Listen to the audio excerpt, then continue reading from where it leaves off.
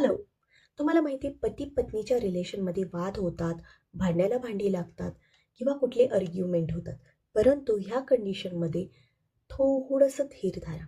कारण या कंडिशनमध्ये तोडणारी भरपूर लोकं असतात, की जाऊ दे ना, सोडून दे ना, असंच कर, तसंच कर. परंतु एखादाच व्यक्ती असतो, जो प्रवाहाच्या विरुद्ध जाऊन ते रिलेशन जपायला सांगतो.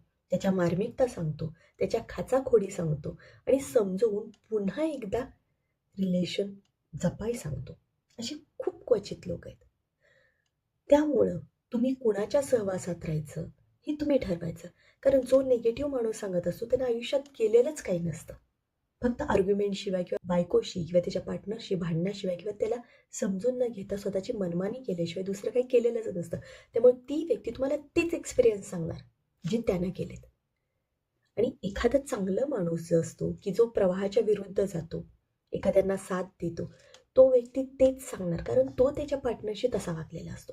त्यामुळे हे तुम्ही ठरवायचं आहे, की अशा कुठल्या गोष्टी घडल्या, तर कुणाला विचारायचं? जो आधीच उद्ध्वस्त झालाय त्याला विचारायचं? जो आधीच मूर्ख आहे त्याला विचारायचं? का ज्यानं हे संसाराचा गाडा व्यवस्थित पार करण्यासाठी खूप खटाटोप केलाय त्याला विचारायचं? हे तुम्ही ठरवायचं. कारण तुम्ही जिथे असता त्याच्या आजूबाजूला जी व्यक्ती असती त्याचा पण इम्पॅक्ट तुमच्या गोष्टींवर, तुमच्या तुमच्या सर्व गोष्टींवर होतो.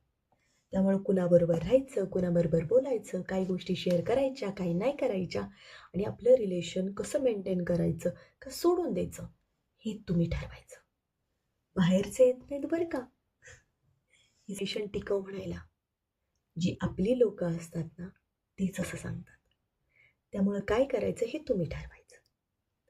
व्हिडिओ आवडला असेल तर माझ्या चॅनलला सबस्क्राईब करायला विसरू नका. आणि हां, आणि Instagram आणि Facebookला फॉलो करायला विसरू नका.